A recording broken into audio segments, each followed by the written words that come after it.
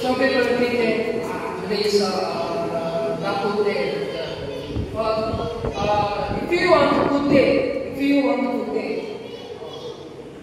in this world we asking investment, like that investment. Not just to come good day, only just once. And then what I'm saying is, you know, other people become rich, and then other people become bigger house because they spend little, and then they sacrifice little, and then they have you know the deposit, and then they get the house like that. And then why I'm saying this? Even in spiritual, even they do play games or they meet their friends and they eat delicious food outside like that.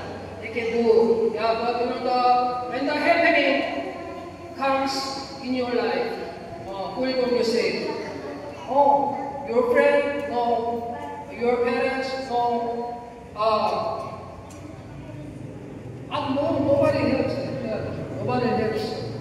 Because even me, Pastor Jinyo, also in the we don't know future.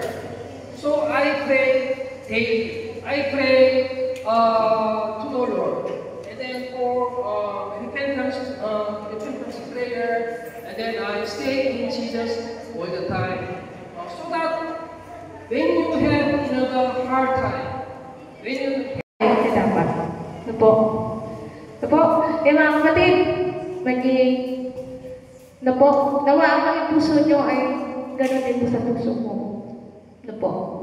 Sa tamang panahon, binigay ng Panginoon si Pastor. Ano po? At nakita nyo yung mga bunga ng pagsunod ko sa Panginoon. Ano po? Marami po ang naging bunga sa pagsunod ng Panginoon. Sa pagsunod ko sa Panginoon. Nagkaroon tayo ng gawain nito. At marami po ang tinatawag ng Panginoon sa lugar na ito dahil sa pagsunod. Ano po? Kapag ang isang tao ay sumusunod sa Diyos, susundan siya ng mga pagpapala na galing sa Panginoon. Kaya mga kapatid, may kaya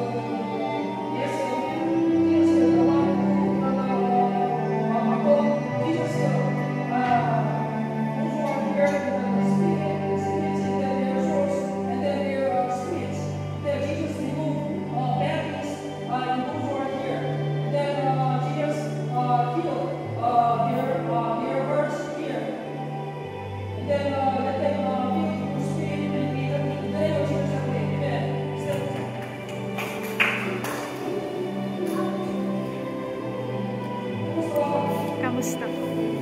Okay? Ayun, good. Praise God!